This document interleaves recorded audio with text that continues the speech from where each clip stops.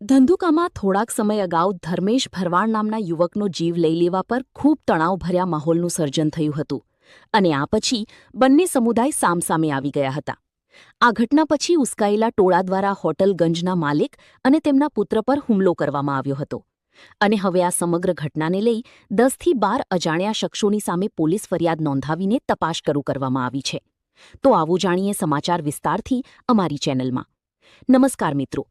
ધંધુકામાં ધર્મેશ ભરવાડનો જીવ માત્ર એક સામાન્ય ઓવરટેક કરવા જેવી બાબતે લઈ લેવામાં આવ્યો હતો. આ ઘટનાના પ્રત્યાઘાત માત્ર ધંધુકામાં જ નહીં પરંતુ સમગ્ર રાજ્યમાં પડ્યા છે. આ કેસમાં હવે એક નવી એનઆરઆઈ નોંધાવવામાં આવી છે, જેમાં પોલીસે 10થી 20 લોકોના અજાણ્યા શખ્સોની સામે ફરિયાદ નોંધી છે. 18મી એપ્રિલ ધર્મેશ ભરવાડના સમાચાર સમગ્ર ધંધુકામાં ફેલાતા માહોલ તણાવભર્યો થઈ ગયો હતો. ત્યારબાદ ઉશ્કેરાયેલા ટોળા દ્વારા ધંધુકા બગોદરા હાઇવે પર આવેલા રુદ્ર કોમ્પ્લેક્સ સ્થિત હોટલ ગંજની નિશાન બનાવવામાં આવી હતી.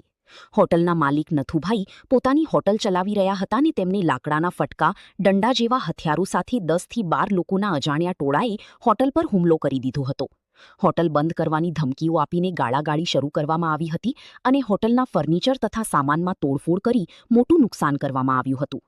આ હુમલામાં હોટલના માલિક નથુભાઈ અને તેમના પુત્ર અને તેમના ભાઈ પર લાકડાના દંડાવાળી હુમલો કરવામાં આવ્યો હતો અને આ હુમલામાં નથુભાઈને ગંભીર ઇજાઓ થતાં તેમને સૌપ્રથમ તો ધંધુકાની આરએમએસની હોસ્પિટલમાં ખસેડવામાં આવ્યા હતા અને ત્યારબાદ વધુ સારવાર માટે અમદાવાદ સિવિલ હોસ્પિટલમાં ખસેડવામાં આવ્યા છે. આ સમગ્ર ઘટના અંગે સલીમ મલિકી ધંધુકા પોલીસ મથકમાં ફરિયાદ નોંધાવી છે અને પોલીસે 10થી 12 અજાણ્યા શખ્સોની વિરુદ્ધ રાઇટિંગ અને મારપીટનો ગુનો દાખલ કર્યો છે.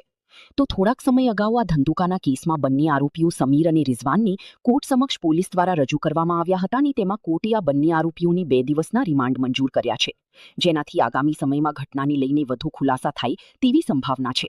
તો બીજી તરફ પોલીસે બંને આરોપીઓનું ધંધુકાની બજારમાં એમની સરઘસ પણ કાઢવામાં આવ્યું હતું અને આરોપી રિઝવાન અને સમીરને જ્યાં તેમણે આ સમગ્ર ઘટનાને અંજામ આપ્યું હતું ત્યાં લઈ જવામાં આવ્યા હતા. ત્યારબાદ એક રિકન્ડક્શન પણ પોલીસ દ્વારા હાથ ધરવામાં આવ્યું, જે આ સમગ્ર કેસમાં પોલીસ દ્વારા 100થી 125 લોકોના ટોળાની સામે આ અગાઉ એફઆઈઆર નોંધવામાં આવી હતી. આ મામલે પોલીસ સબ ઇન્સ્પેક્ટર હંસરાજસિંહ ઝાલા પોતે ફરિયાદી બન્યા હતા. પોલીસ ફરિયાદમાં લખવામાં આવ્યું છે કે ધર્મેશ ભરવાડનો જીવ લઈ લેવામાં આવ્યો. ત્યારબાદ આ ઘટના સમાચાર વાયુવેગી પ્રસરતા લોકોનું ટોળું બેકાબૂ બન્યું હતું અને હાથમાં તાતક હથિયારો લઈને નીકળેલા ટોળાએ જાહેર સંપત્તિ અને ખાનગી મિલકતોની નિશાની બનાવી છે. પોલીસે આ તમામ હિંસક પ્રવૃત્તિઓને ધ્યાનમાં લઈને રાયોટિંગનો ગુનો દાખલ કર્યો છે અને હવે સીસીટીવી ફૂટેજના આધારે તોફાની તત્વોની ઓળખ કરનારી ગતિવિધિ પણ પોલીસ દ્વારા કરવામાં આવ્યું છે. તો સમાચારોમાં આજે બસ આટલું. જોતા રહો. જો તમે અમારી યુટ્યુબ ચેનલ પર જોઈ રહ્યા છો તો લાઇક, શેર અને